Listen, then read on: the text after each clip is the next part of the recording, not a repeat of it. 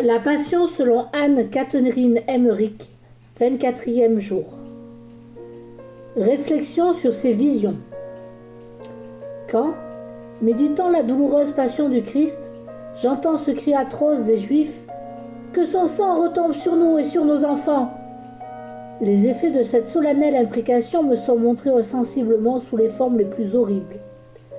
Un ciel obscurci par de sanglantes nuées se déploie au-dessus du peuple, dont la clameur attire des verges et glaives de feu, tel autant de traits pénétrant jusqu'aux moelles les os de ceux qui profèrent la malédiction, atteignant même les enfants dans le sein de leur mère.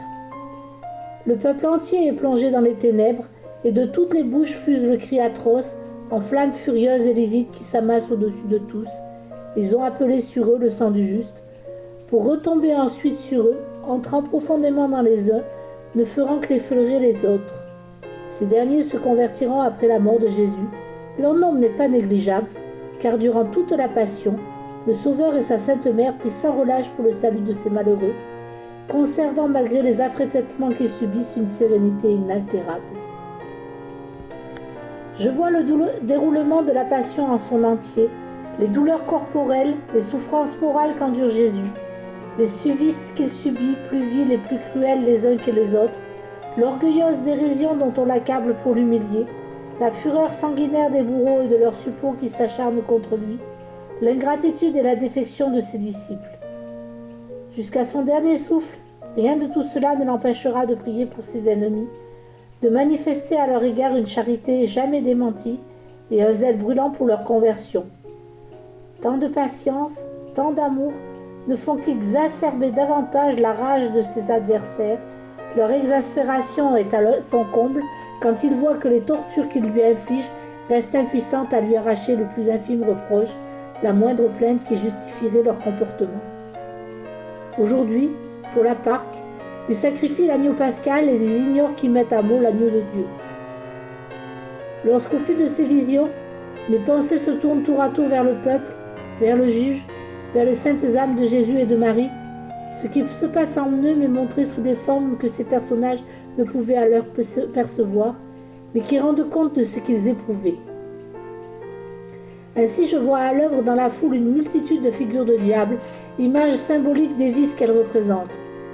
Courant dans tous les sens, ils sèment la confusion parmi les gens, les harcèlent, s'insinuent dans leurs oreilles et pénètrent dans leur bouche, s'élèvent tel un essaim au-dessus de la populace, se regroupent pour fondre sur elle et l'exciter contre Jésus. Mais bientôt, atterrés par son amour et sa patience, ils s'enfuient et se perdent dans la foule. Il y a dans leur action et leur mouvement quelque chose de confus, d'aveugle, de désordonné, qui les pousse à s'en prendre à eux-mêmes en des accès d'une fureur incontrôlée. À l'inverse, des anges entourent de leur sollicitude Jésus, Marie, les personnes saintes et de leur compagnie. Les formes multiples qu'ils empruntent et la variété de leurs vêtements correspondent aux missions qui leur sont confiées, ministère de prière et de bénédiction, de pacification, de réconfort et de protection, et autres œuvres de miséricorde. De même, je perçois les paroles de consolation ou de menaces que formulent les anges et les démons en les lisant, telles les inscriptions se déroulant en caractères lumineux dans des banderoles de différentes couleurs sortant de leur bouche. Ou, s'il s'agit de messages, ceux qui en sont chargés en présentent le texte sur des écriteaux qu'ils tiennent dans leurs mains. De même, pour autant que j'ai à en connaître, il m'est accordé fréquemment de pénétrer les dispositions intimes des personnes, leurs passions, leurs souffrances, leurs sentiments, bref, tout ce qui relève de l'ordre sensible. Cela m'est montré comme autant de traits de lumière éclatantes ou au contraire d'ombres épaisses qui traversent rapidement la poitrine des personnes et parfois même parcourent leur corps entier dans diverses directions, plus ou moins lentement, et en revêtant une grande forme de variété et de coloris.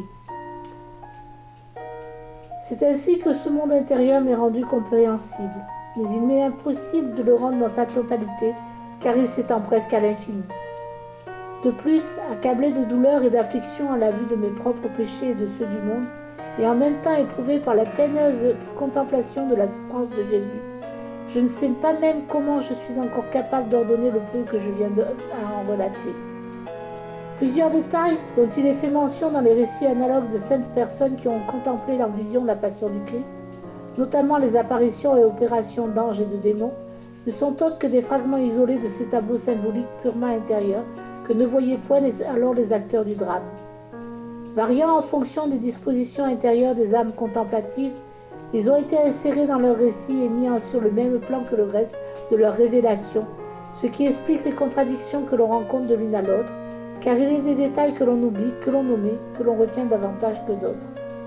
Jésus a été victime de toute la malice qui se peut concevoir, et véritable agneau de Dieu, il a poussé son amour jusqu'aux extrêmes limites de la souffrance pour prendre sur lui le péché du monde.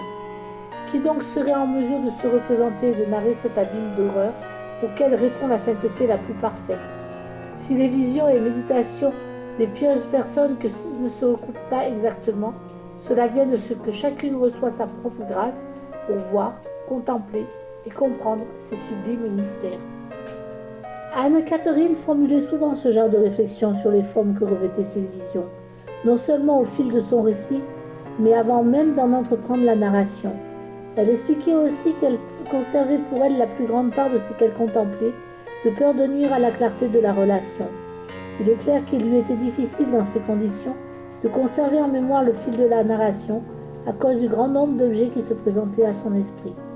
Qui ne saurait en de telles circonstances excuser les quelques lacunes ou digressions qui ont pu se glisser dans le récit de la voyante?